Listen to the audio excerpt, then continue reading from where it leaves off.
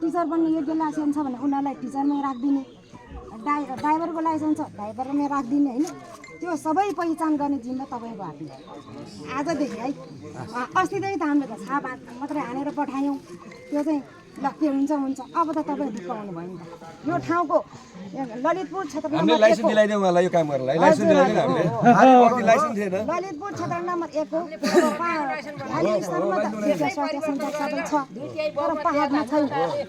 अनि यो सबैभन्दा हाम्रो मालदा लाइसेन्स दिएको छ। हाम्रो यहाँ उताको विकास भइरहेको छ। हाम्रो मेन रोड छ पहिलाको वडा अध्यक्ष है।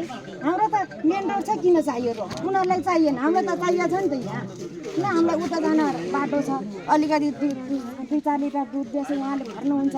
बर्खामा अब त्यो दुध पिर्दैन, के गर्ने समस्या? कृषकको आम्दानी भनेको त्यही हो। त्यो पनि नरोकियोस्। अलिअलि उत्पादन भएको हाम्रो यो कृषि अब कृषिबाट उत्पादन हुने तरकारीहरू अन्नबालीहरू त्यो पनि सबै गर्न सकियोस्। सबैभन्दा बढी चाहिँ गरिबको न्यूनीकरण कसरी गर्न सकिन्छ र समाजको विकास कसरी गर्न सकिन्छ त्यो एजेन्डा लिएर तपाईँ एमसिसी कुनै हालतमा चाहिँ पास गर्न चाहिँ पाइँदैन। नत्र भने हामी आमाहरूको चाहिँ नारीहरूको चाहिँ जीवन छैन भनेर तपाईँहरूले सोच्दा पनि हुन्छ। यदि पास गर्नुभयो तपाईँहरूले भने हाम्रो हत्या गर्ने चाहिँ तपाईँहरूले हुन्छ, हो कि होइन त? मेरो सीताला कसरी चिनाउने ठाकुरमानको हस् धन्यवाद। ल कति राम्रो सुझाव दिनु। मलाई चाहिँ हैन यो ठाउँमा चाहिँ